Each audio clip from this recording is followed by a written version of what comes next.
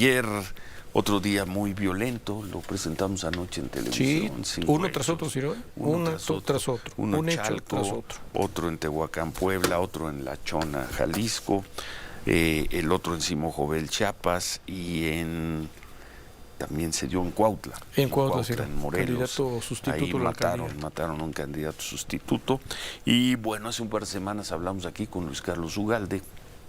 Generosamente compartió el adelanto del reporte que viene haciendo Integralia. Sí. Y dijo, antes de que terminen las campañas debemos tenerlo concluido, sobre lo que ha sido la violencia, el crimen, los asesinatos, los ataques, las agresiones a candidatos, a aspirantes, a personas cercanas a las campañas en este proceso. Y bueno, pues te escuchamos, Luis Carlos Ugalde, director general de Integralia. Buen día. Buenos días, Ciro y Manuel. Efectivamente, la contabilidad que nosotros llevamos al día de ayer, y ya será el corte del proceso electoral, es que hubo 741 víctimas, de las cuales 231 son asesinatos, y de esos 231 asesinatos, 34 fueron de candidatos o aspirantes. Es ya el proceso, como hemos dicho desde hace varias semanas y meses, el más violento de la historia de México. Y pues la secuela queda. ¿Cuál es la secuela? Pues la secuela es que ha silenciado a muchos candidatos que han preferido evitar el tema de la inseguridad, y sobre todo someterá a cientos de funcionarios locales, municipales, al control, al mandato del crimen organizado en las regiones donde van a gobernar. Creo que ese es el tema fundamental, de que se consolida, se afianza, se extiende el régimen criminal que opera en muchas zonas del país. ¿Qué sería la conclusión, Luis Carlos? ¿Cuál será la conclusión? El daño no, pues, sería la conclusión. Escuchándote, sí. El daño en gran medida está hecho. El daño está hecho y esto limita el voto libre y secreto, así como en el periodismo. Cuando los periodistas no pueden hablar de ciertos temas, la prensa libre se debilita. En democracia, cuando los candidatos son seleccionados, amedrentados, ejecutados, y cuando la gente sabe que no puede optar libremente por las candidaturas que quieren, el voto se desvanece como un ejercicio libre. El próximo domingo habrá casillas en muchas regiones del país, pero en los hechos ya no hay voto libre, porque los candidatos en esas regiones responden a un régimen criminal, porque los candidatos que son seleccionados fueron palomeados previamente. Es decir, hay muchas regiones del país donde las elecciones en los hechos ya ocurrieron. A ver, tú fuiste presidente del INE, tú eres una voz muy reconocida por tu serenidad, Luis Carlos. Tú no gritas, tú no sueles expresar frases extremas, pero nos estás diciendo, en los hechos ya no hay voto libre. En los partes hechos del territorio nacional.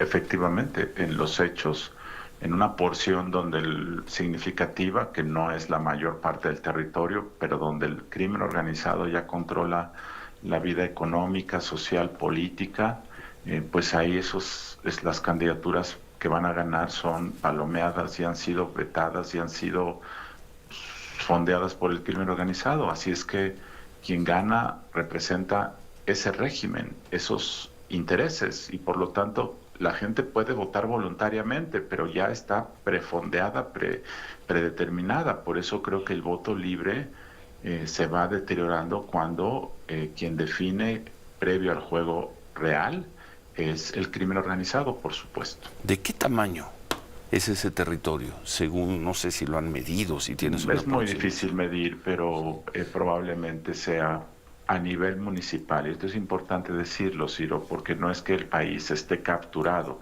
A nivel municipal es donde se generan estos controles desde gobiernos, en esos ámbitos de gobierno.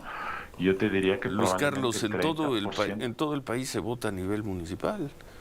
Yo voy a votar el domingo a nivel de mi alcaldía. Pues en todo el país votamos a nivel municipal. Me refiero a las candidaturas. La mayor parte de los ejecutados o los que sufren violencia son candidatos a presidente municipal, a regidores, y son comúnmente en algunos municipios de tamaño pequeño. Ha habido excepciones como la candidata en Celaya, por ejemplo. Ajá. Generalmente es a nivel local, municipal y de tamaño pequeño. Ya. Por eso digo que el control se ejerce desde el ámbito local, porque De acuerdo, ciertamente la pero en misma esos casilla. municipios, en esos pequeños municipios también se votará presidente Sí. de la República, Y- también se votará por un diputado federal y por un senador. Yo Es creo decir, que la el crimen repercusión es nacional. De ahí mi pregunta, ¿de qué tamaño nacional es esto? Yo creo que el crimen organizado todavía no se entromete de manera amplia en tratar de ver que el voto sea para tal o cual candidato a la presidencia. Es decir, su interés es que el regidor o el presidente municipal les deje operar con libertad, no que el diputado federal elegido en tal municipio vaya a votar una ley a nivel federal. Ese asunto es demasiado lejano, demasiado abstracto. Igual lo que hace un senador. Lo que hace un gobernador es más cercano a sus intereses, pero yo creo que en este momento el daño directo que se ha generado es al control territorial desde los ayuntamientos y los municipios, lo que está subiendo de nivel hacia arriba. Eso es la perspectiva que tengo. Esa es una hipótesis. ¿Cómo la medirías después de la elección? Pues son mediciones que son muy difíciles de hacer, porque en los hechos lo que ocurre es que el nuevo presidente municipal de algún municipio en Durango, en Tamaulipas o en Chiapas, pues va a nombrar al director de policía que le pidan. El director de obra pública probablemente sea también parte del crimen organizado, porque cada vez más se ha convertido en constructor de obra pública. Es probable que en los hechos pues faciliten o sean negligentes en detenerlos cuando cobran derecho de piso en los mercados populares. En fin, eso es en los hechos lo que ocurre. El gobierno municipal se convierte en ocasiones en una extensión del sistema de control que ejercen estos grupos. Gracias, Luis Carlos. Muchas gracias. Claro que sí. Gracias, Muy Luis buenos Carlos. días. Muchas gracias, Luis. Buen día. Director General Buenos de días. Integral. Y en los hechos ya no hay voto libre en muchas regiones de México, pero él mismo nos dice es difícil, no se puede calcular el tamaño. Ahora sí que el tamaño de ese daño, el tamaño de las regiones, en cuántas regiones, ese daño es irreversible, ya no hay voto libre. Luis Carlos Ugalde. Y mira que lo hicieron los partidos de oposición, PRI, PAN, PRD, presentaron su mapa de riesgos, ahí estaba clarito, donde estaba por todos los puntos en la República y particularmente pusieron el acento en Oaxaca, en Chiapas y en Tabasco, si no, de plano no hay condiciones. ¿Qué dice el INE? Demasiado tarde, ¿sí? Vamos a pausa, 7:35, seguimos.